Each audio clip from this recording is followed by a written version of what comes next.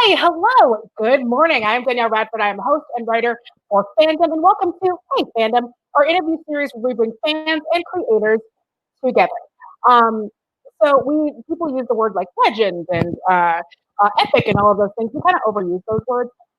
But for today's guest, Rob Paulsen, that is actually true. Dude is a legend. His voice, I swear, is hard coded into your DNA. He has been the voice behind one of probably several of your favorite animated characters. And it's, in addition to all the stuff I do here, I also do VO work. So I am nerding out so hard right now. So obviously I've got a bunch of questions that I want to ask, but today is not about me. Hey Fandom is all about you all and how we connect you to your favorite creators. So also, hi, if you're coming over from YouTube. We want to get into the show, but we have some housekeeping to do before we bring Rob on. Like I said, this is all about you and you getting to ask the questions that you want to ask.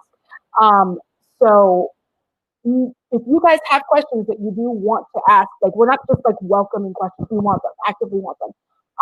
So if you want to join to ask the question live on video, meaning they see you the same way that they see me, go ahead and hit the raise hand icon at the bottom of the screen. Now, some people are shy. They don't want to do the face stuff. They want to just ask the question. That's great. If you have a question that you would like to send that's written, hit the question at the bottom of the screen. And if you're watching this on YouTube, hi, again, hello. Thank you so much for coming over from SJU. But if you want to ask a question, come on over to Shindig. That link, if you follow me on Twitter, I tweeted it. The link will be available, I believe, in the description box. So if you want to ask a question, you got to do that through the Shindig link.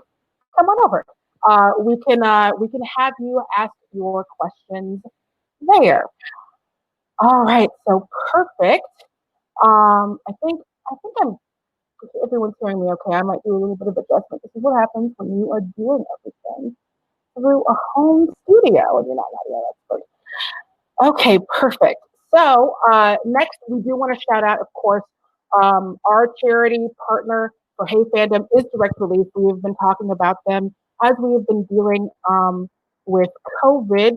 Direct Relief is working globally to provide protective equipment and essential medical items to health workers responding to COVID-19. If you would like to donate, please go to fandom.link/donate. Okay, I'm really excited. So let's just get into this. We're going to go to our guest, who again is quite literally one of the voices of your childhood, middlehood, adulthood, your every hood. Rob Paulsen is beloved for his work on Teenage Mutant Ninja Turtles, Animaniacs, Pinky and the Brain, Jimmy Neutron, gosh, The Tick, The Land Before Time, countless other shows and films, like literally countless. We couldn't count them. If I named them all right now, this would be the entire AMA. So I am not going to do that. You can look those up. And on top of that, Rob recently had a book come out that is about his experiences battling throat cancer called Voice Lessons, which is available now. You can buy it right now. So, all right, we're going to bring our guest. A huge welcome from everybody at Fandom, Rob Paulsen.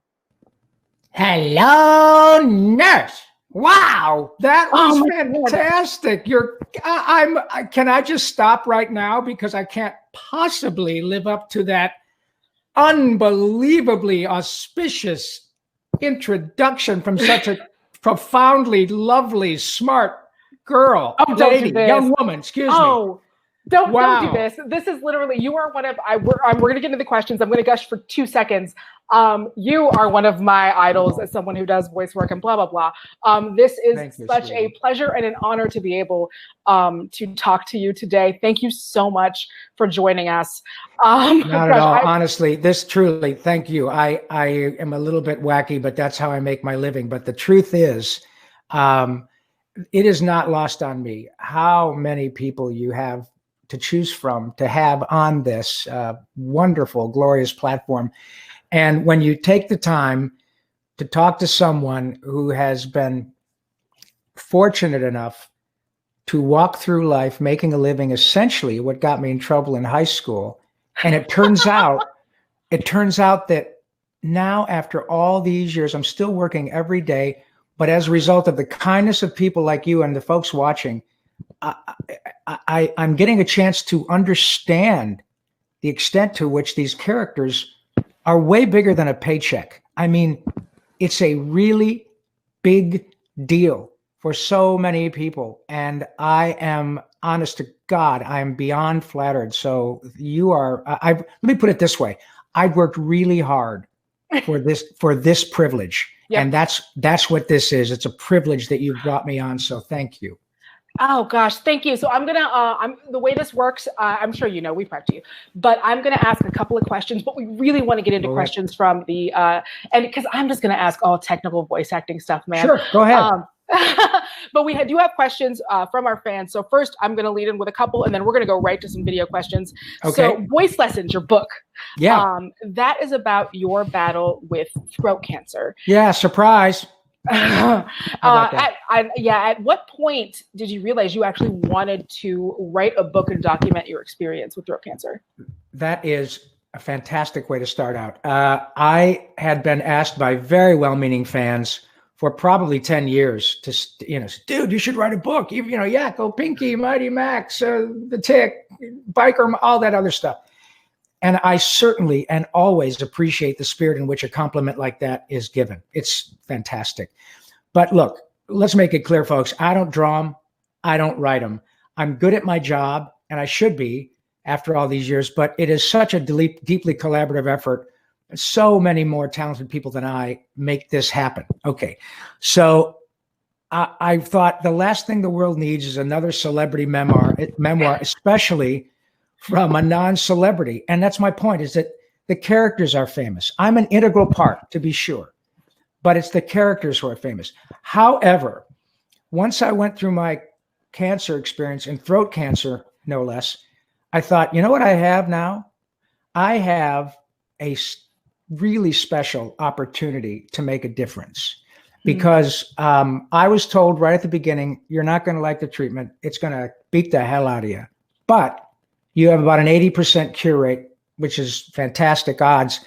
And we don't know if you'll be able to do your job at the same level, but frankly, that's not our job. Our job is to make you comfortable and save your life, so we don't have to start hacking off pieces of your face. And you will be able to speak, but we'll see what happens. Okay. So once I got through that, I thought, I have an opportunity presented beautifully again by nice folks like you here at Fandom to do exactly that. To the extent that there is someone watching today who may be struggling with anything, and it may be throat cancer, it could be any number of things. The point, and I think everybody understands, is that if somebody whom you look at as a celebrity, or somebody whom you want to hear what they have to say for whatever reason, somebody could possibly, and that's not hyperbole, somebody could say, geez, this guy was literally the voice of my childhood, and he got throat cancer in the last third of his life, and I'll be damned, the guy got through it, and he's back doing it. You know what? I can handle my stuff. And that happens all the time. It's happened to me by people who've been very inspirational to me. So it turns out that for me, cancer really had not even a silver lining. It has a platinum lining, because I'm able to help, and you are the ones giving me the opportunity. Oh, wow. Great answer to that question. Holy crap. One thing you do talk about in the book is, again, how your experiences doing voice work and as a voice actor directly helped you get through dealing with your throat cancer. Yeah. Are there specific moments or things that you remember that stand out as being very pivotal to your recovery? Oh, excellent question. I think there was actually one moment in which I knew that what I had inside my head, in the guise of Yakko and Pinky and Carl and Raphael and Donatello and Throttle and all those other knuckleheads, there was a sort of epiphanal moment in which I knew that those characters were so helpful to others, but it turns out that they were able to generate joy and courage for my own bad self. And what happened was my dear friend and another fella whom you guys all admire and idolize with good reason is Maurice LaMarche.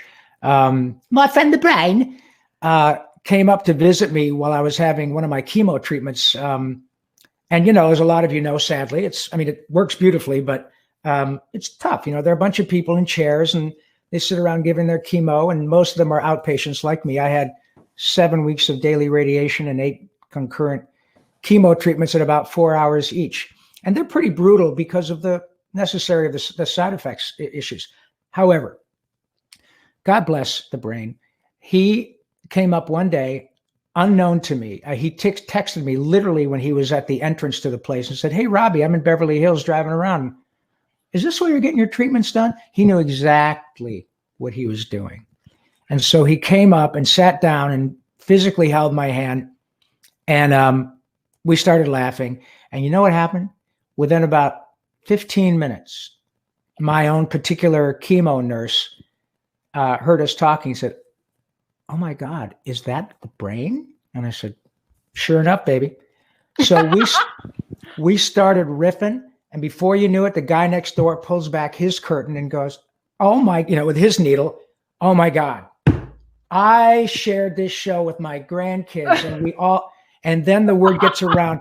Then oncologists, nurses, people who were on their way out, but they were still in palliative care, walking around with not a lick of hair on their head, starting to get tearful because of Pinky and the Brain.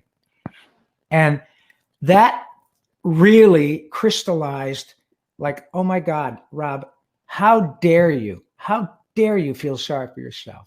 Look what you've got right inside your head.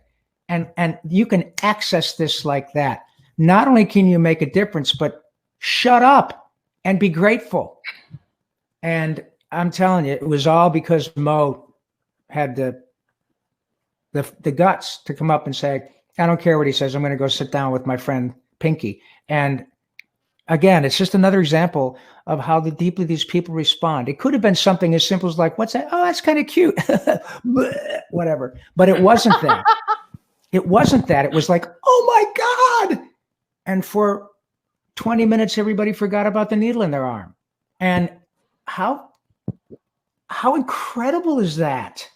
So that's a big deal, epiphany, and it was the damn truth. Yeah, you're absolutely. I mean, obviously, that is what. Oh, man, I love friendship because I'm sorry, everyone here who follows us knows I pop for friendship so hard, and that is what friends do. They think that no one wants to seem weak or whatever, but your friends always show up for you, and that is amazing. Honey, there's not one aspect of friendship or sensitivity or being vulnerable that is weak. Let me tell you something. People who make their decisions in life to follow a passion, which often will cost them a relationship. It often will cost them a boyfriend or girlfriend, husband, wife, even the love of their parents. Not often people who are in the arts make that choice. Let me tell you, to be openly sensitive, to be able to access that part of yourself which could be damaged if mishandled, you take your punch and you move on. That requires enormous strength to be vulnerable. And you're talking to a guy who wanted to be a professional hockey player, and I've been dinged around a number of times, but never in my life have I seen more courage and more empathy and more examples of profiles in courage than people who are struggling with life-threatening diseases. Often, it's the children who are struggling. And mom and dad have to get up every goddamn day, put on their pants, go to work, go to the hospital, hang with their children. And the children teach them and me so much about bravery and courage and empathy and kindness. And then when their children often don't make it, and the people keep in touch with me, which was also a big part of the book, as you know, and that helped me immensely. But then they still have to get up and go to work. Then they still have to get up and go deal with the other children they might have, or drive past the school every day. Shit that we don't even know. And I have had the great good fortune of being exposed to that type of courage and empathy and vulnerability and sensitivity from the time that I started doing Ninja Turtles, because of the way children embrace this, and their parents would say, "Could you please talk to my little boy?" And not just me, we all do it. So how wonderful that I have been able to get to a place in my life where I have this opportunity to do this. This is really important work. Yeah, absolutely. I'm not even going to try to follow that up with anything. I personally can't. There's no following that up. I'm going to start opening it up to fan questions. And again, like I've said before, if y'all have fan questions that you want to come in and ask, we want them. Please come in.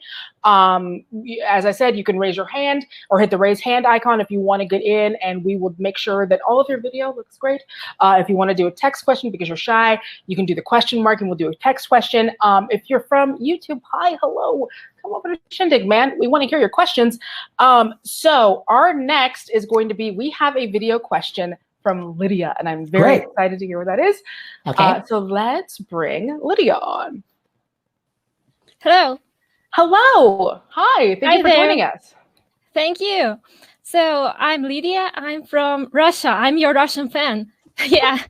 So yeah, voice acting is all over the world, and I've always been your fan, like since the 1987 Teenage Mutant Ninja Turtles, and then to the next Teenage Mutant Ninja Turtles new series. And now I'm watching the new Nickelodeon, which you work with new voice actors, I guess. So that's so cool.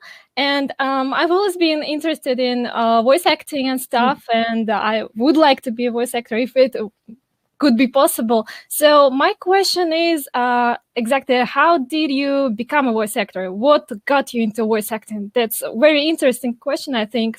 But I'm not sure if you haven't answered it yet so many times. Might be. So yeah, sorry, I'm super nervous. Oh, honey. No, it's totally okay. That is an amazing question. For people who maybe weren't able to hear it, I just want to sum it up. Lydia wants to know how Rob got into voice acting, which is an amazing question. Yeah, exactly. Well, thank you, Lydia. Oh my God, so much. Is it Splasiva? Is that how I say it? Yeah. Yeah, thank you. And here is Donatello. Yes. Hi, I'm Donatello. Oh my God, that's me. Wait a minute. Oh, you're holding me. Oh, honey, I got to tell you, with all due respect to April, you're so much prettier. So don't tell her, but she's off the show. Yeah. Okay. You're my new girlfriend. That's our secret. Right. Oh, excellent. It's our secret. Just you and me and the rest of the world. Yes. Well, let me tell you, firstly, I am stunned with respect to the fact that you would take the time to talk to me at whatever time it is in Russia. And and your English is excellent. That's because of voice acting. I always listen to voice acting, and then I try to make an impression. For example, you've made an impression on me, sweetie, right here, right in my big fat heart. For example, Stitch. Hi, my name is Stitch. Oh, perfect. I can't even do that. Don't get too good, because I still got to pay my bills. But in answer to your question, Lydia, what I always tell young people who are interested in voice actors, because as you can imagine, I started my career as a singer who became a stage actor and then morphed into doing TV and movies long before you were born. I've been in LA, in Hollywood for 42 years, I think. And I came here primarily to do music and TV and movies. That's what I was doing. When I was your age and younger, I was always creating character voices because it just made my soul happy. It was a way to be creative and not limited by being an average looking kid from Michigan. You are a much more beautiful young woman than I was a handsome young man. But in my case, I didn't want to be limited by the way I look. So when I came to LA, I was doing TV, I was doing movies, I was doing a lot of music. And then the opportunity came to audition for cartoons, which turned out to be G.I. Joe and Transformers back in the mid 80s. Those are the first ones I did. Now, the first thing I noticed, Lydia, was when I walked in the room with all these really talented actors, many of whom I recognized from television when I was your age, right? But they were not limited by the way they looked. They were doing exactly what I and my friends used to do when we were little kids. We'd be monsters or cowboys or spacemen or Russians or whatever it was, and created in our own, fantasy. And I thought, man, now you're talking. This is the gig. So it took me about 5 or 6 years to finally say, I'm really not interested in on camera anymore, because my ego is such that Look, I'd lie to you if I said I don't like it when people make a fuss over me. It's incredibly humbling, but it's not what drives me. What drives me is passion to perform, to be creative, to get better. I am really good at my job, but you know what? I'm not as good as I'm going to be. I'm going to be better a year from now. And I jumped right in and made the decision to just work with my voice. There were times, and probably the ensuing 10 or 15 years, where I thought, man, maybe I should have gotten a series, or what if I had been more movies or stuff? But I win, because now I'm still at an age. Now I'm at an age where I can do stuff like this and talk to lovely ladies like you and other people around the world, and people still don't care what I look like. I'm back doing Yakko right now. I'm back doing Pinky right now. And still, that's amazing. Look what happens. Watch what happens when I say, Narv. That's smiling. Look, you can't help it. Yeah. And so I'm so glad that I had the type of ego that was about the work and about performing. So what I tell people is voice acting is small V, large A. It's about acting. Whether or not it's with your voice, your body, you have a lovely face, all of that. That's great. And you can do them both. But now with video games and all these other things, still the reason you love these characters, Lydia, is because they're well written. The stories are complete. They're thoughtful, clever, but they're also well acted. And most of the people who do the work, with very few exceptions, and I mean that seriously, I can think of maybe 2 or 3 of all the hundreds of actors I know who do a lot of voice work. 98% of them have live performance backgrounds. So you can do voice work on your own and share it with people all around the world and collaborate with people on the other side of the planet. All that is great. But if and when you get an opportunity to sing at church, to do improv with other kids around town, to join a theater company in your town or a couple of towns over, or just get books and get things online, talk to people like me, do great things here with Hey Fandom and listen to other creators, steal bits and pieces about that. That's how we all get to a place to do this. And so, sorry, that's my parole officer. And so that really is what it's about. I'm sorry for the long-winded answer, but it is not something that I can answer so quickly. But you are just delightful. And as an older person, seeing both of you ladies and seeing how excited you get about the creative experience does nothing but just make my heart burst, because it's kind of like, oh my God, you guys think I'm good? Wait till you see what these ladies do in the next 15 or 20 years. That's what that's about. We're supposed to inspire you. You're supposed to look at us and Tress MacNeille and Nancy Cartwright and Kevin Michael Richardson and all the rest of them and say, I want to do that. I'm not quite sure how. I don't want to be exactly that. I want to be my own version of that. And that, you, Lydia, that's how this happens. Thank you so much, Lydia. That was an amazing question. Thank you so much, Lydia. That's so cool.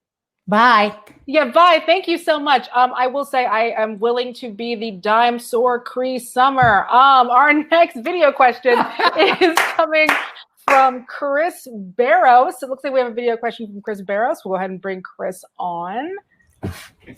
Hi, Chris. Hello, Chris. Hi, how's it going? Thank you for joining us. Yeah. Thank you. Yeah, Rob, you're the man. I discovered I was like the weird kid who knew Animaniacs before any other person in my friend group knew about it. Like I discovered you guys randomly. It was great. I've known all the songs for good for you. Life. I'm in emergency management school right now doing my master's, and I just wrote a paper on the 1994 Northridge earthquake because of the song "A Quake." Do you know it? I think I'm actually citing the song somewhere in the end. So yeah, well, do you want me to sing a little bit of it for the people out there? It'll do. That's not my question, but sure. I know, but do you know the preamble that starts it? This is the city, Los Angeles, California, on a starlit winter night when the moon was shining bright, back in January of 1994. At 4:30 in the morning, without a single warning, something strange began to move the floor. It was a quake. The house begins to shake. You're bouncing across the floor and watching all your dishes break. You're sleeping, there's a quake. You're instantly awake. You're jumping out of bed and shouting, oh, for heaven's sake. I ran outside with neighbors, their faces filled with shocks. That's because I'm standing there in nothing but my socks. Oh, a quake, say it's all a big mistake. Just feel the ground go up and down, won't someone hit the brake? A quake, oh, what a mess to make. The bricks, the wall, the chimney falls, destruction in its wake. There you go. Oh, perfect. Good job, dude. I had to figure like what's a natural disaster I could talk about, whatever. I immediately went to the earthquake. Boom. Nailed it. But that just shows your influence, I guess. So my question actually was about a theme park attraction you did back in probably the early 2000s, the Jimmy Neutron. Oh, no. Okay. Nicktoon Blast. I grew up in Orlando, Florida, and that was yeah. that wasn't one of my first rides, but that was the ride I went the most on because I grew up in Orlando. So great. I mean, I always liked Jimmy Neutron, Carl Weezer, but I was wondering what the experience was like. I know it was just animation, but doing a theme park attraction, and if you went to the opening theme park. Great question. No, sorry, I don't mean to interrupt. I just want to, sometimes people have problems hearing the people that come in on video. So I just want to re-sum up the question really quickly. So Chris would like to know, what was your experience doing the theme park ride? And did you get a chance to go to the unveiling? Thank you. Very great. It is a good question because, as you can imagine, when a show becomes a hit, that kind of stuff happens. We did a really cool Ninja Turtle exhibit for the Mall of America. I think that was pretty cool. I have not. Have I been on the? I don't think I have been on the. No, I've been to Nickelodeon in Florida to do a signing with the original Ninja Turtle guys. Okay. And we talk all the time.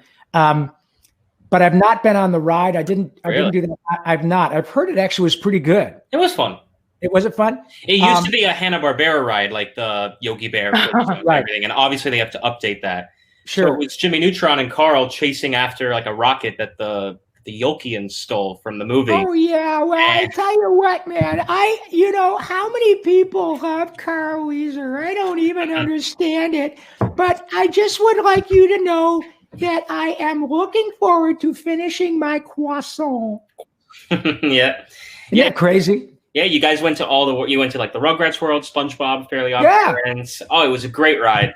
You didn't get to go on it. I have not, and maybe I'm sorry, it's gone now. Now the Minions took it over. Well, yeah, that's okay. Minions take over everything. That's their right. Isn't that the They're truth? on every bus stop in Los Angeles. Thank you so much, Chris, for your question. That was so great. Thank you so much. I didn't even know about that ride, so I love when people get to tell us stuff that I don't know. Cool. So we on the show, we like to show clips of iconic moments, big moments that people have had doing this work. So, Rob, we want to get into obviously a bunch of their work. There's a clip that I think everyone here wants to see. It stands out as for most of us for one of the biggest Animaniac clips. I think that everyone kind of knows what that is. We're going to go ahead and play it. I think everyone knows what we are referencing. So here we go. Okay. It is Yakko doing the Nation song. And now, the nations of the world, brought to you by Yakko Warner. United States, Canada, Mexico, Panama, Haiti, Jamaica, Peru, Republic Dominican, Cuba, Caribbean, Greenland, El Salvador, too, Puerto Rico, Colombia, Venezuela, Honduras, Guyana, and still Guatemala, Bolivia, then Argentina, and Ecuador, Chile, Brazil, Costa Rica, Belize, Nicaragua, Bermuda, Bahamas, Tobago, San Juan, Paraguay, Uruguay, Suriname, and French Guiana, Barbados, and Guam. Norway and Sweden and Iceland and Finland and Germany now one piece. Switzerland, Austria, Czechoslovakia, Italy, Turkey and Greece. Poland, Romania, Scotland, Albania, Ireland, Russia, Oman. Bulgaria, Saudi Arabia, Hungary, Cyprus, Iraq and Iran. There's Syria, Lebanon, Israel, Jordan, both Yemen, Kuwait and Bahrain. The Netherlands, Luxembourg, Belgium and Portugal, France, England, Denmark and Spain. India, Pakistan, Burma, Afghanistan, Thailand, Nepal, and Bhutan, Cambodia, Malaysia, then Bangladesh, Asia, and China, Korea, Japan, Mongolia, Laos, and Tibet, Indonesia, the Philippine Islands, Taiwan, Sri Lanka, New Guinea, Sumatra, New Zealand, then Borneo and Vietnam, Tunisia, Morocco, Uganda, Angola, Zimbabwe, Djibouti, Botswana, Mozambique, Zambia, Swaziland, Gambia, Guinea, Algeria, Ghana. Burundi, Lesotho, and Malawi, Togo, the Spanish Sahara is gone. Niger, Nigeria, Chad and Liberia, Egypt, Benin and Gabon, Tanzania, Somalia, Kenya and Mali, Sierra Leone and Algeria, Dahomey, Namibia, Senegal, Libya, Cameroon, Congo, Zaire, Ethiopia, Guinea-Bissau, Madagascar, Rwanda, Major and Cayman, Hong Kong, Abu Dhabi, Qatar, Yugoslavia, Crete, Mauritania, then Transylvania, Monaco, Liechtenstein, Malta, and Palestine, Fiji, Australia, Sudan. Holy crap.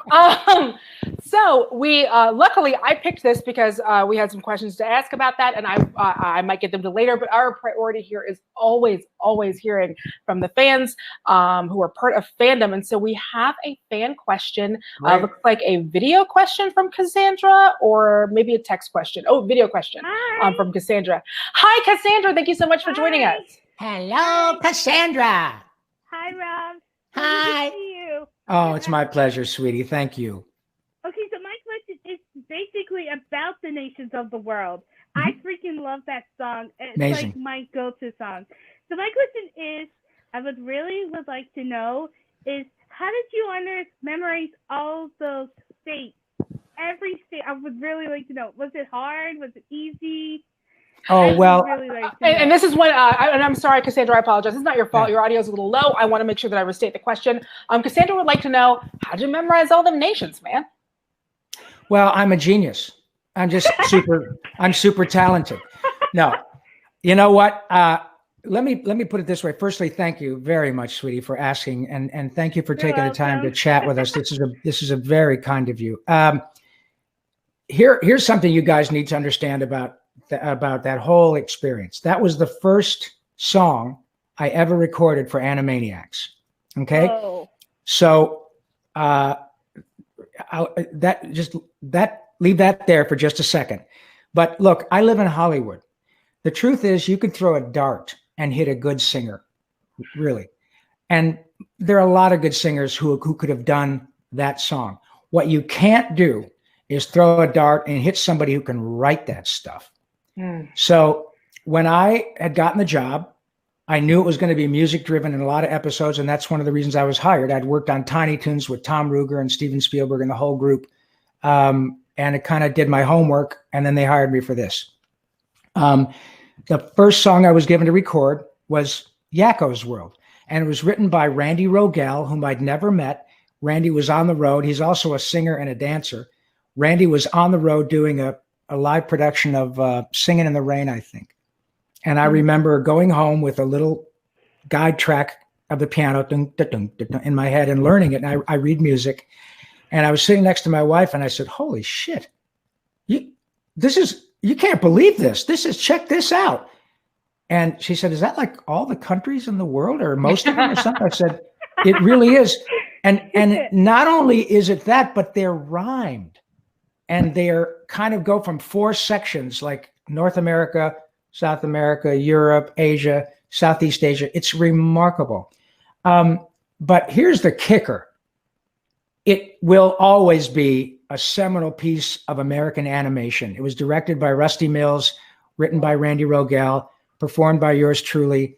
And I will be forever grateful because long after I'm dead, that is one of those pieces that is a precious part of American culture and world culture. But here's the kicker. Randy Rogel, whom I've now mentioned, is really a genius. This he's a West Point graduate. Then he was a graduate of Boston University. Then he was working in corporate America, but said, no, I really, really, really want to follow my passion. I'm a writer. I'm a singer. I'm a writer. I'm a dancer.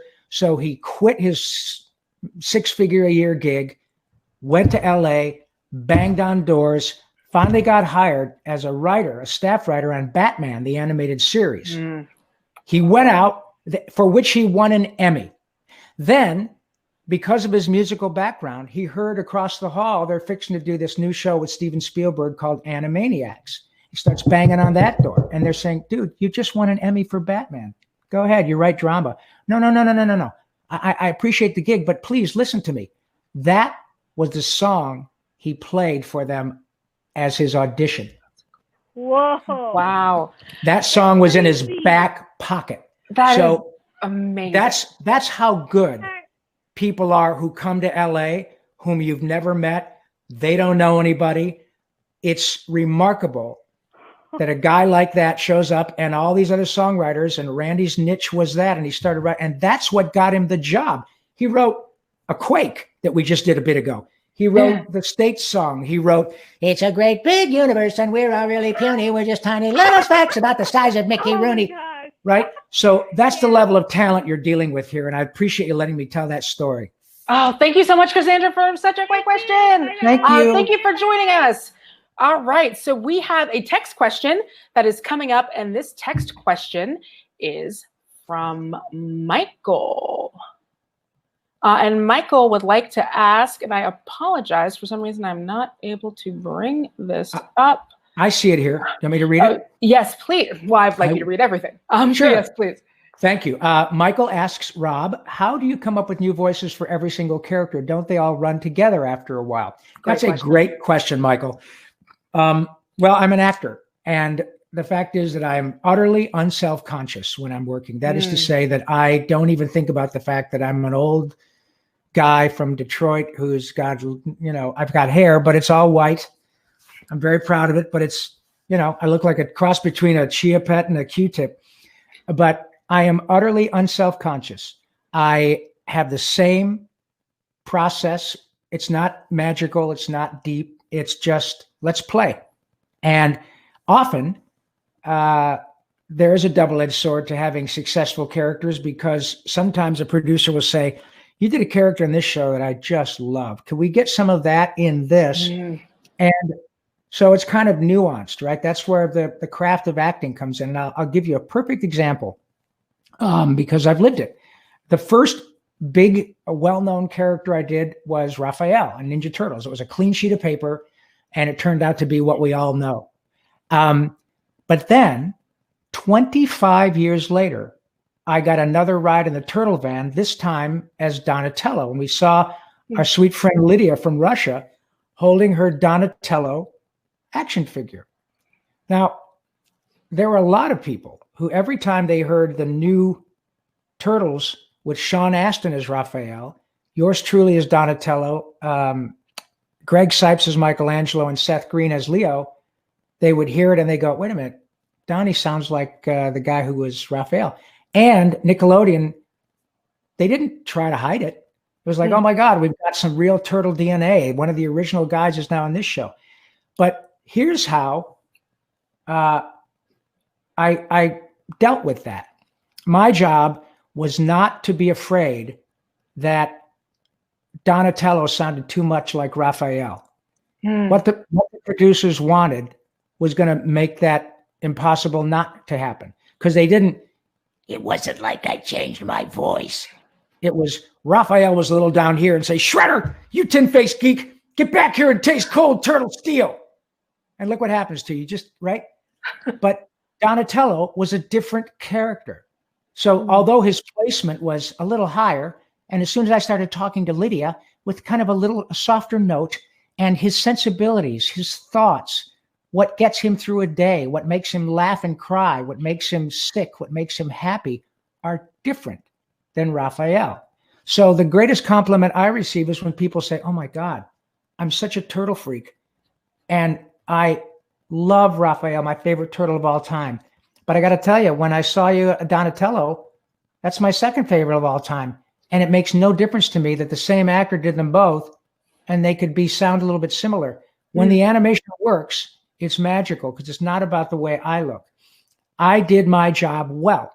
So I imbued Donatello with his own characteristics. That's what acting is about. And that's why it works. And so yes, sometimes they run into each other, but if I was just relying on the tone of the voice, I wouldn't be a very good actor. And so that's how that happens. So thank you for asking. It's an excellent question. Oh, yeah, that is a great question. I'm always fascinated by how people also are able to keep these different characters in their heads and catalog them. And thank you for being able to answer. Like, it's not about making sure this one doesn't sound like this one. It's about making sure you are an actual actor. Well, I mean, we all love I love Jack Nicholson, okay? And we know Jack sounds like Jack. He's got that cadence. He's like Chris Walken. He has a very interesting voice that has this weird stop and start cadence, but they always have that. It's part of what makes them stars. It's part of what gives them that factor. But I love Jack as much in The Shining as I did in Easy Rider and Always Rings Twice and Mars Attacks. He's Jack Nicholson. He's a marvelous actor. It's not about the fact that he always kind of sounds like Jack. Not at all. So why it's acting.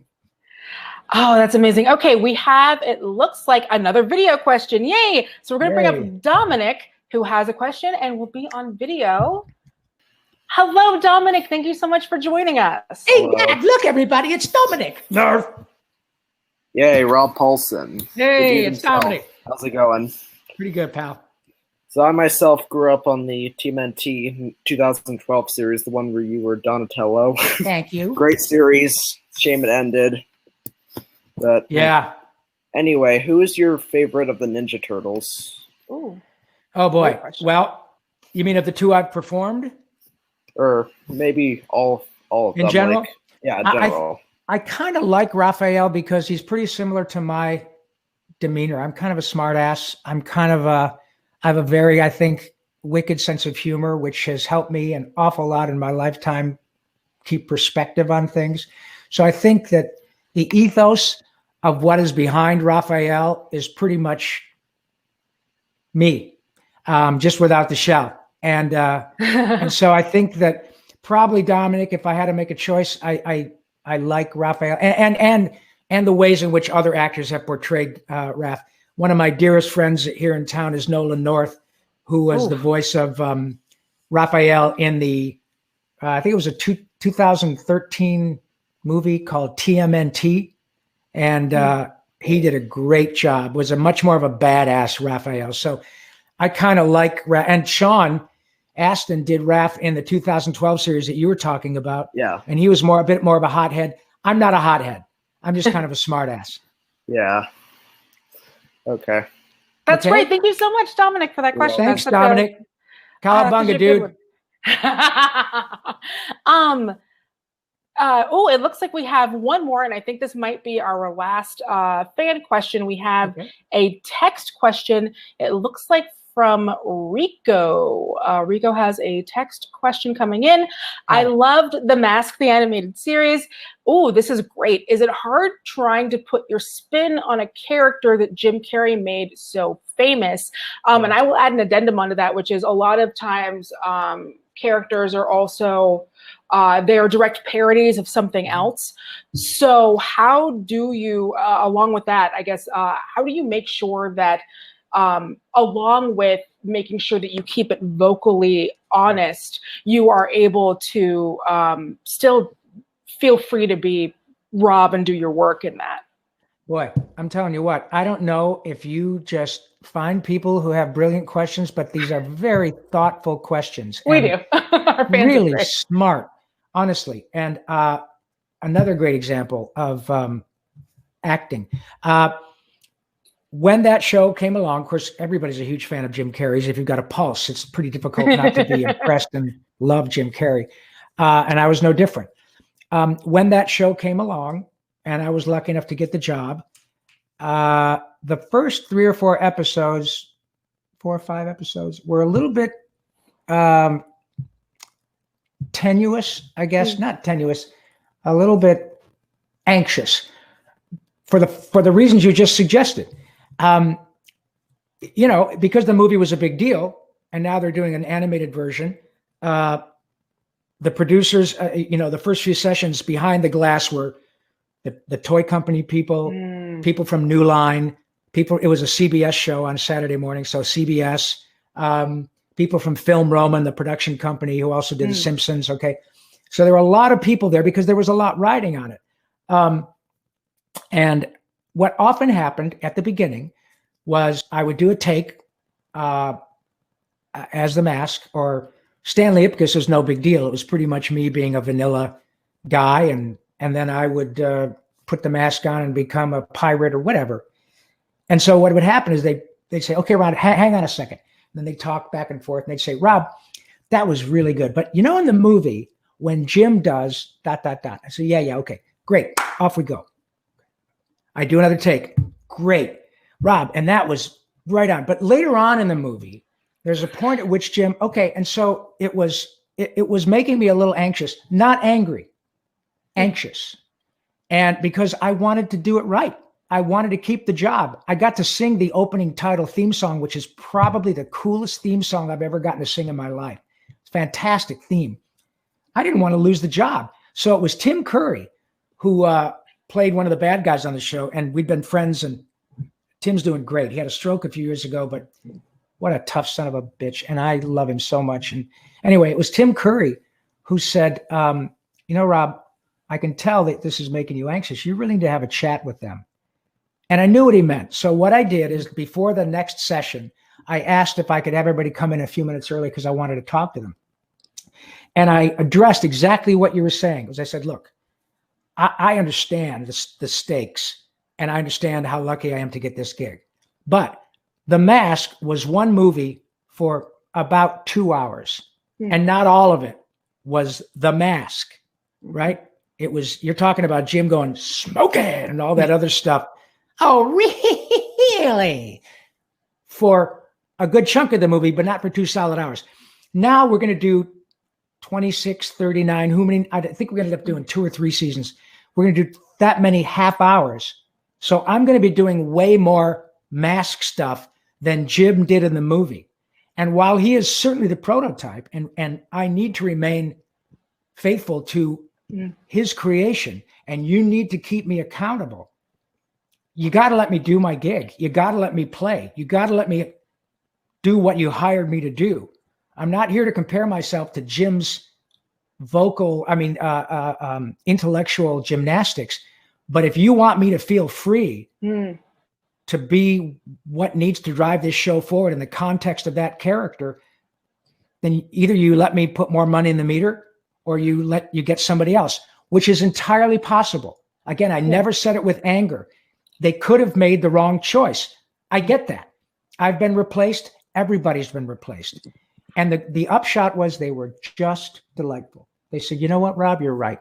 We need to turn you loose and let you do what you do for a few episodes and see what happens. And they did, and we never looked back.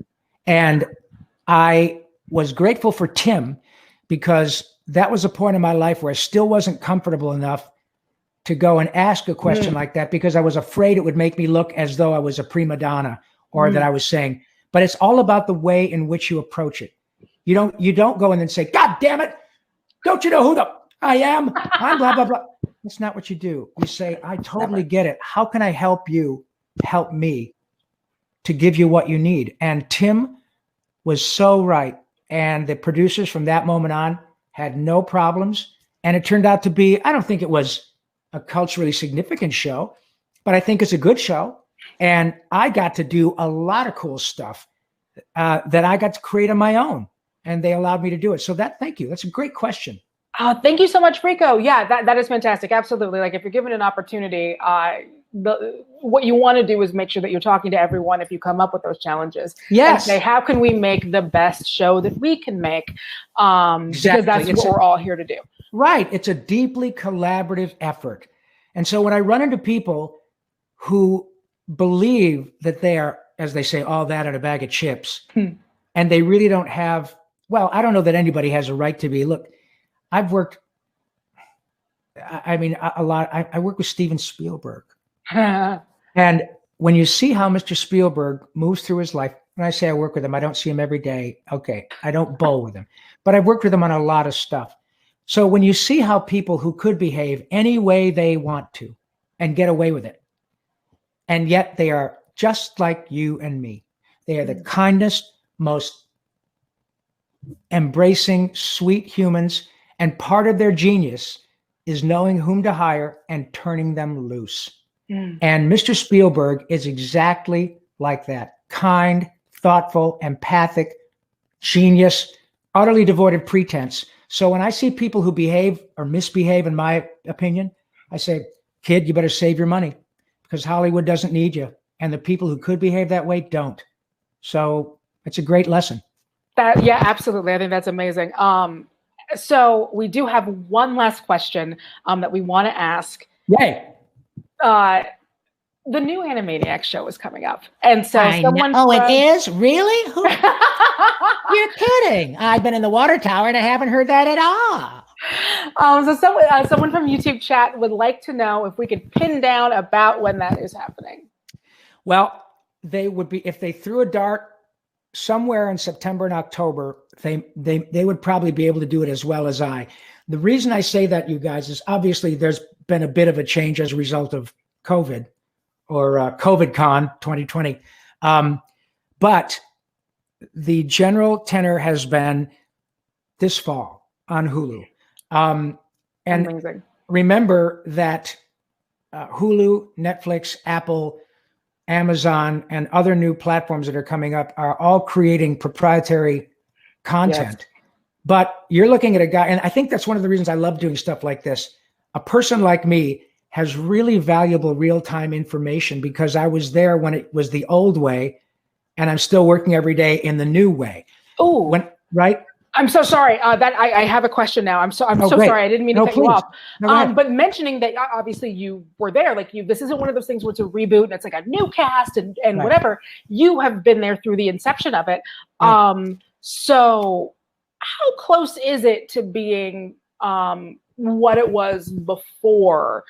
I mean, obviously, Animaniacs has always been about what's happening currently in pop culture, but does it feel the same to get into whatever version of your booth is now? And yes, it does, and I'll tell you why. And what I was going to say very quickly, and then I'll address that.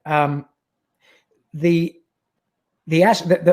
question with respect to when is kind of a nebulous question in this day and age with respect to how programming is programmed or released.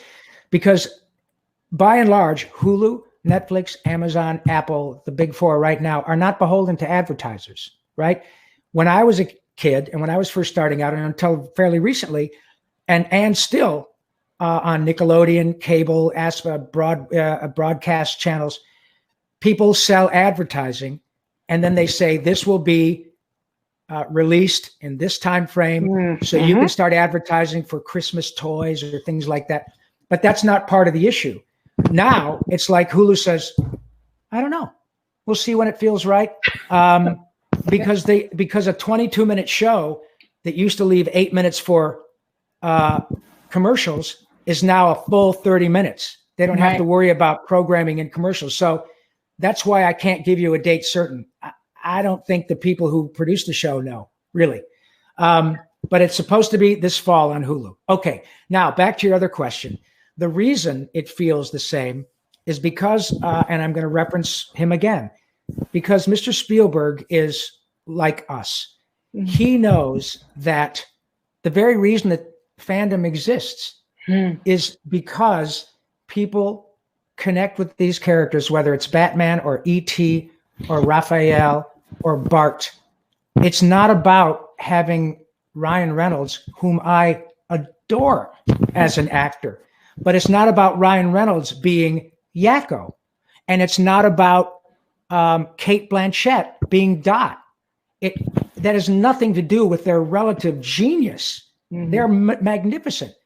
But in this realm, Mr. Spielberg understands, like you and like me, that unless the actor is dead, unable to do it, or not interested, you'd be an idiot to screw with that chemistry on a show that has now spanned 2 generations of fans, exponentially larger than it was when the show premiered 25 years ago. So his first call was, we can't necessarily pepper it with everybody who worked on everything, but what we can do is keep Pinky and the Brain and Yakko, Wacko, and Dot utterly authentic. And that was a smart move. Now, this takes us to a point in which we have technology where all of you who can all watch Hulu and Pinky and the Animaniacs and Pinky and the Brain right now, all streaming on Hulu, all the original episodes.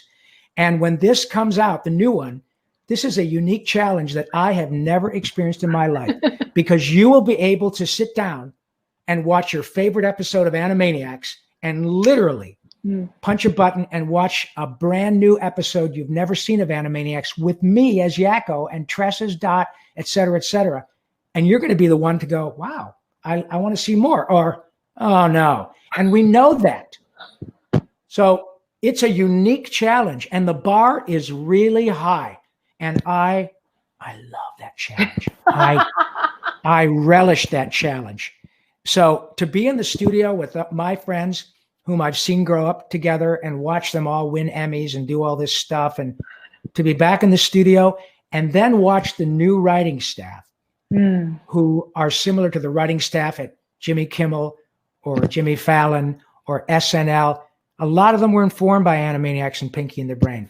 So, right, there you go. So when you see them, and Maurice says, Pinky, are you pondering what I'm pondering? And I say, I think so, Brain, but if Jack's black and Betty's white, is Marvin gay? Nerve. Then the people on the other side of the glass, these young writers, start to do this. And they go, oh my God, those words, I wrote those words and they're coming out of Pinky and the Brain's. Those are the characters. It is mind-blowing.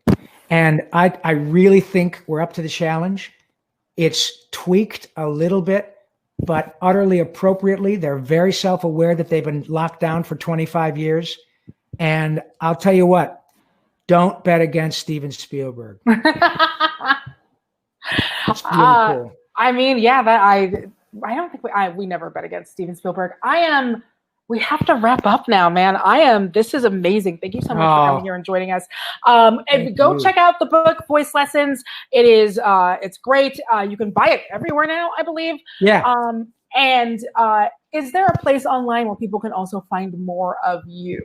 Yes. My Twitter handle is at YakkoPinky, YAKKOPINKY, all lowercase, all one word. Rob_Paulsen on Instagram, PAULSEN, and Rob Paulsen voice actor on Facebook. And honestly, you have been so delightful and so kind to have me on and let me ramble. And there were probably more questions, but clearly I was aptly cast as Yakko because I haven't shut up for a freaking hour. But I'm so thrilled. And as I love to leave you guys with this, I have never in my lifetime lived through anything that we're going through. It is painful. I submit it's necessary. Long time coming. So brutal. However, the opportunity that presents itself to really change the way things work and bring utter joy and comfort and literally living the phrase that we are all in this together. You guys, we had a little girl on, pardon me, from Russia. What does that tell you about our reach? This opportunity has never been greater for all of it. So here's what I like to leave you with, that laughter is the best medicine. And the cool thing is you can't OD and the refills are free. So please go and spread as much of it as you can. And thank you so much for having me on, and for all of you letting me into your TVs and your hearts and minds. And Narf. Oh, thank you so much for being here. This was amazing, and we can't thank you more. Honestly, genuinely, sincerely, this was a great time, and I think all the fans had a great time. Thank you so much for joining us, Rob. My pleasure, kiddo. Take care. Good luck to all of you. Have a good one. So wow, obviously, I swear I'm a professional person who doesn't just get Twitter baited because a really good voice actor talks. Once more, we do want to thank our charity partner, Direct Relief. We're encouraging donating to them if you can. We understand how things are right now. But there are ways you can help getting out the word, other stuff. But if you are able to donate, you can do so at fandom.link/donates. Again, thank you so much to Rob, and thank all of you for all of your great questions. These were amazing questions, and thank you all for joining us for another Hey Fandom. We will be back with another installment soon. Stay tuned. Thank you. Bye.